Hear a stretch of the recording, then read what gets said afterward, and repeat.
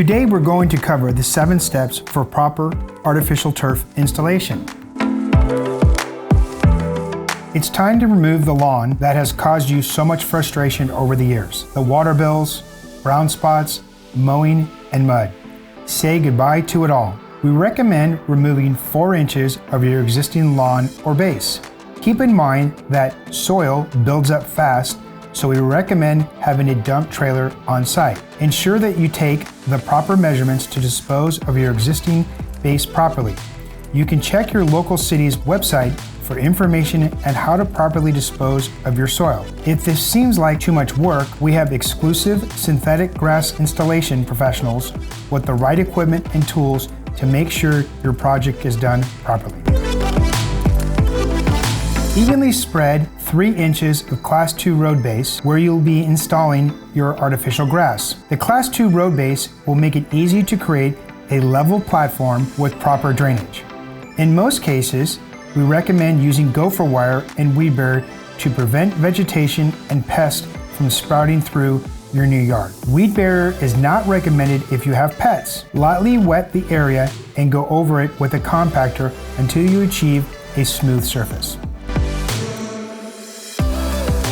Roll out your new artificial grass and be careful not to drag your turf across your freshly prepared base. It is best to allow your turf to sit in the sun for 30 minutes to an hour to let it expand prior to install. If you are working with multiple rolls, it is very important that the blade direction and stitch patterns are facing the same way. Crossing blade directions will result in poor appearance. Carefully nudge and move your artificial grass into the proper position. Wear knee pads to protect your knees and shins while manipulating the turf.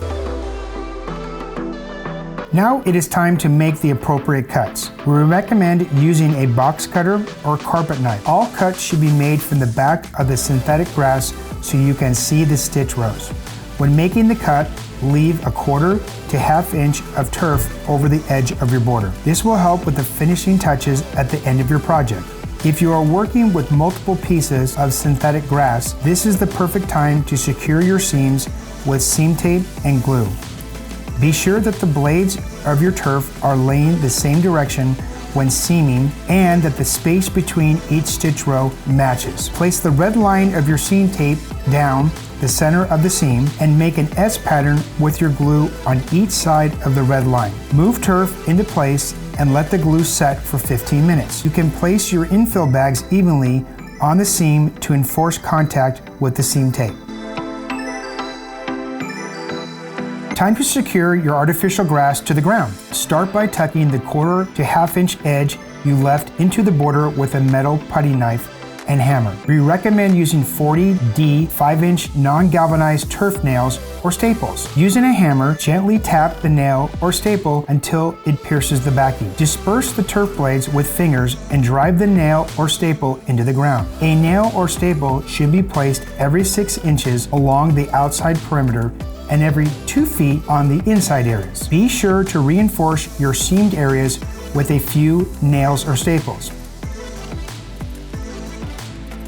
It is extremely important that you meet the proper infill requirements for the turf system you have purchased. The proper amount of infill will affect the appearance, performance, and lifespan of your artificial grass. Please ask your sales rep for infill requirements if you are unsure of the requirements for your specific product. There are many different types of appropriate infills that may be used. Options include acrylic coated sand, zeolite, silica sand, or chrome rubber. We recommend using a drop spreader to evenly disperse the proper amount of infill.